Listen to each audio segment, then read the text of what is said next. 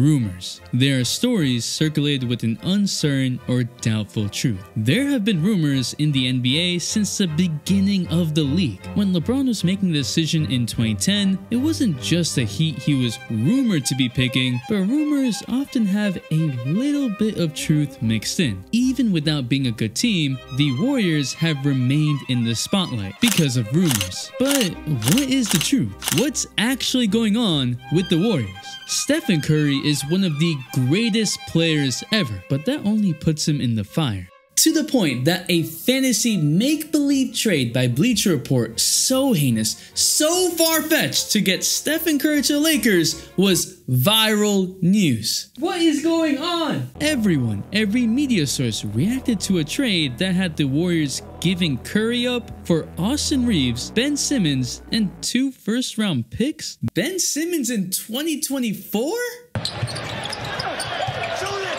Nah, I'm gonna do my own thing. Are we that starved of content that we need to make up storylines? Does the NBA community need drama to be entertained? The sad part is that it seems like the answer to both of these questions is yes. This is the same problem as the podcast epidemic. The problem isn't that everyone is trying to start a podcast. No, the problem is that people aren't choosing to verify sources, not taking time to formulate thoughts. News cycles are extremely quick, and so there's a pressure to constantly make new content. And that sucks because that's just not what the NBA community should be about. I can't remember this many opposite takes on a team when literally nothing is happening now. In fact, this roster is so stacked that everyone forgets about Andrew Wiggins. This roster is so loaded that if the Warriors somehow added Jason Tatum, I'm pretty sure Steve Kerr would give him more DNP. I mean, some teams have one star, like the Nuggets, but at least Nikola Jokic has Jamal Murray, MPJ, and Aaron Gordon. All 3 of those guys would be the Dubs' second best player. It's embarrassing. Now more than ever, we are reactionary and we get bored easily. We looked at his Instagram bio and said, look, he removed Warriors guard for Olympic gold medalist. Reports about Curry wanting out and that he could stronghold the Warriors into getting what he wanted. Reports about Curry wanting to play with LeBron. All this content speculating when nothing is public, nor are there any official reports, no legit sources, and all of that in a matter of days was proven wrong when he extended his contract. And one of the main reasons it wasn't even longer was because of the over 38 rule, since Curry would turn 38 during the contract, but of course that isn't being talked about because it doesn't fit the agenda of Curry might go to another team. And with more and more reports picking apart every single word and action of Curry and the Warriors, the lies need to stop. And I'm here to set the record straight because for a long time, we've all been led astray. What is up, dudes, that's ballers, players? It's your boy MJ. Titled starting with Warriors will trade Curry to the Lakers, and just add the word prediction at the end so it's technically true. The amount of clickbait is ridiculous. Also, I made a Steph Curry build in NBA 2K25, and we're going to be streaming tonight, pulling in some people to give their hot takes live. So come vibe, see if 2K is trash, and let's talk ball. Could Curry get traded at some point? Yes, but can we talk about it when there's actual substance, legitimate journalism, and not sensationalism or takes? It's like Stephen A. Smith with according to my sources. Apparently, we can't get that because for years, we've been mainly hearing one thing about Steph and the Warriors. Steph Curry reeks! No, not that. We'll get there. The Warriors have been the most successful team for the past 10 years. But for years, we've also been hearing that the dynasty is over. You might remember the end of this past season, and this isn't the first time. In 2021, we saw this. After their first championship in 2015, people thought it was a fluke until they ran it back to the finals. But nothing was more serious than 2019, where a lot of lies were being spread. After Warriors lost in the 2019 finals, after lost Kevin Durant in free agency, and after Klay had a season-ending injury, the Warriors were a bit of a mess. There were several videos and claims that the Warriors dynasty was over. And fair, the Warriors were a mess, and their look looked like it just kept getting worse. Steph broke his left hand just a few games into the season, but somehow the Warriors were a heavily talked about subject despite being one of the worst teams in the NBA. Despite having all their players under contract, no talk of their big three going anywhere, purely off of rumors. And rumors were flying. The timeline was for Curry to return to the court in 3 months, but 3 months passed and he needs to be reevaluated.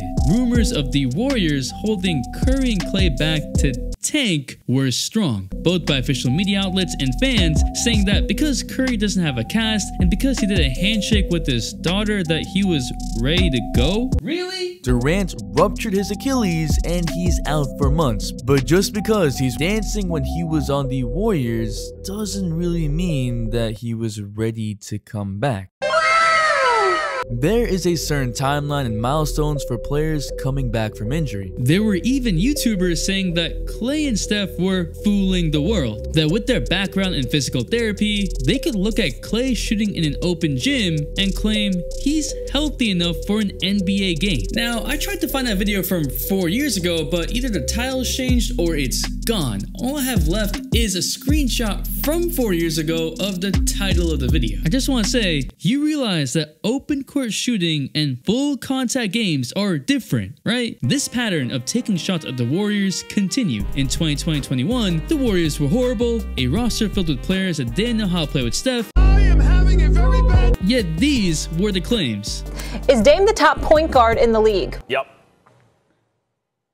Yes, he is. And as great as Steph Curry has been, Damian Lillard's 2 years younger and has taken the next step. Hot takes were flying left and right rather than rationally thinking it through. Recency bias, which has gone stronger than ever, was being used to spark controversy for the sake of views. And if you want legitimate content, not just content to talk, but content with a purpose, subscribe for more. We're really just trying to get back to the roots of enjoying basketball. And creating controversy and drama is just another tactic, like when ESPN's ranking would come out and there was some horrible mistake, like Grant Williams being higher than Derek White and Derek White not making the top 100 players in the league. Damn. It's the equivalent to ESPN talking about LeBron and failing to mention other players, especially when there actually aren't any storylines about LeBron.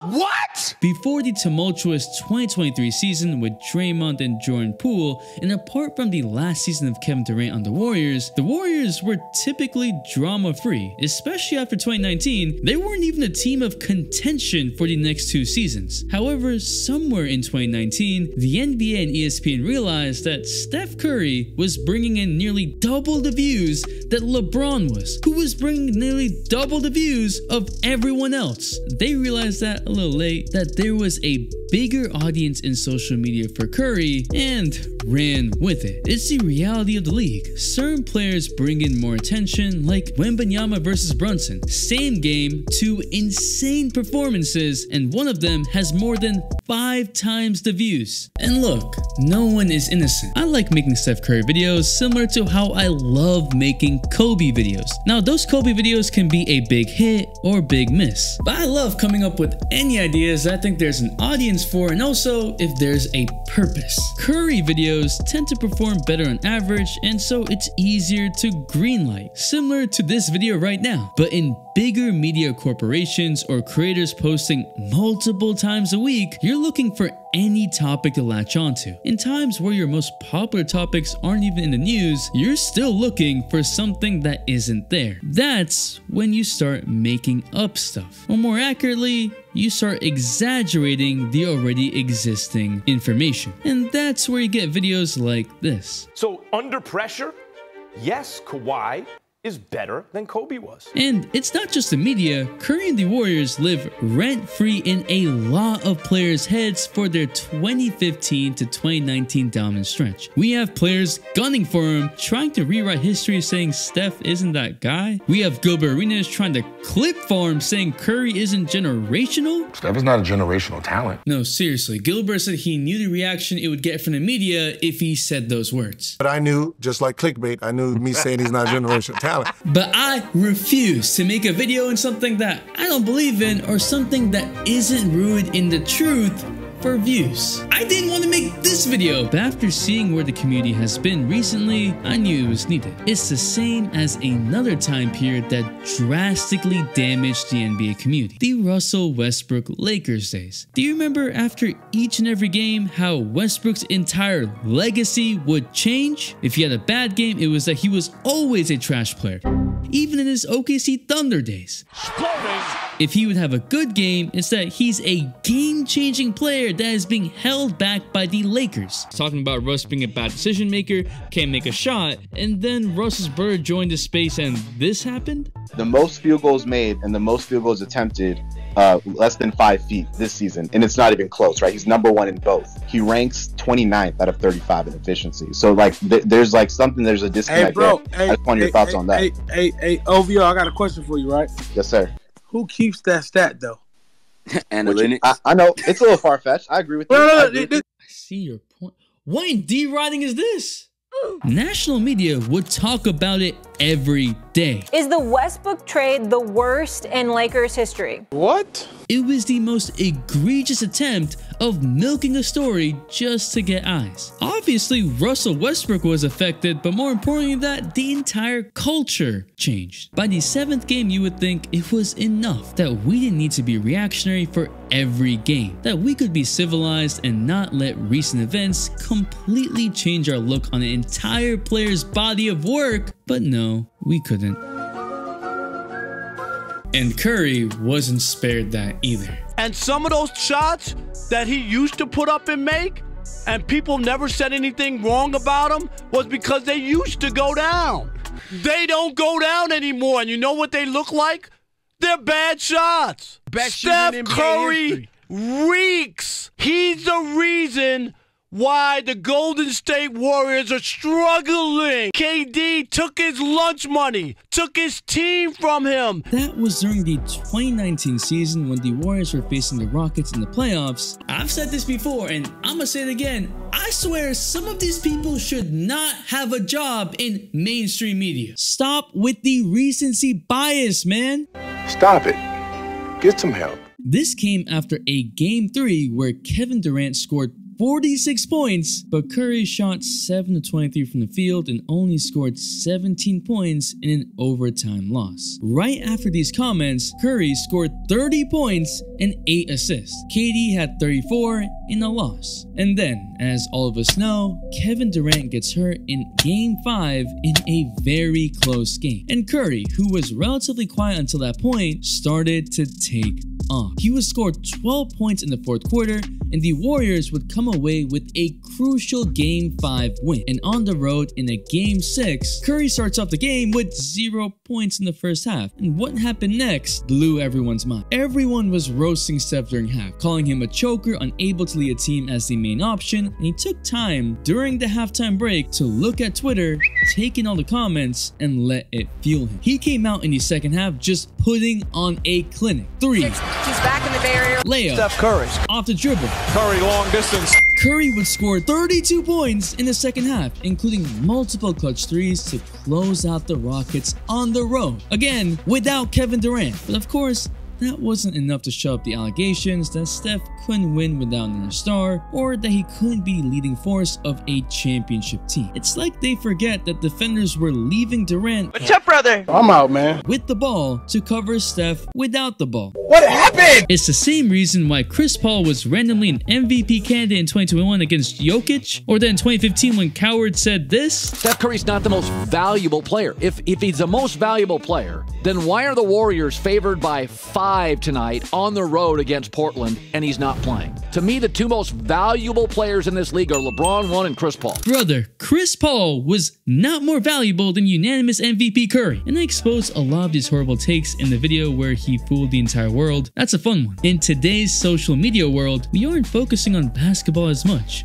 We're focusing on what's being said, the optics. And all I'm asking for is that we take a step back, that we look at more sample sizes and we be honest with what is speculation and what is fact. Stop using players and teams for content if you don't have any content on them. It ruins what is real, what is fake, what to trust, because It's exhausting. I've been doing this for years, and I hate what NBA YouTube has become. Don't get me wrong, there are some bright spots with more innovative content creators than ever, but you have a lot more BS to sift through that takes away time from just enjoying basketball. And the same thing is happening to Curry and the Warriors. It's almost as if we've lost the ability to sit in nothingness, or at least be content with what has happened. No, we're always looking for the next fix, and it's ruining the community. The old notification rush out goes to Stickman. Appreciate you. And if you want to know about the day that Stephen Curry fooled the entire world, there's a video right here. And also, Kobe. It's your boy MJ. See you next Saturday at the minimum. We out and we vibe. Clearly remember some experts and talking heads putting up the big zero of how many championships we would have going forward.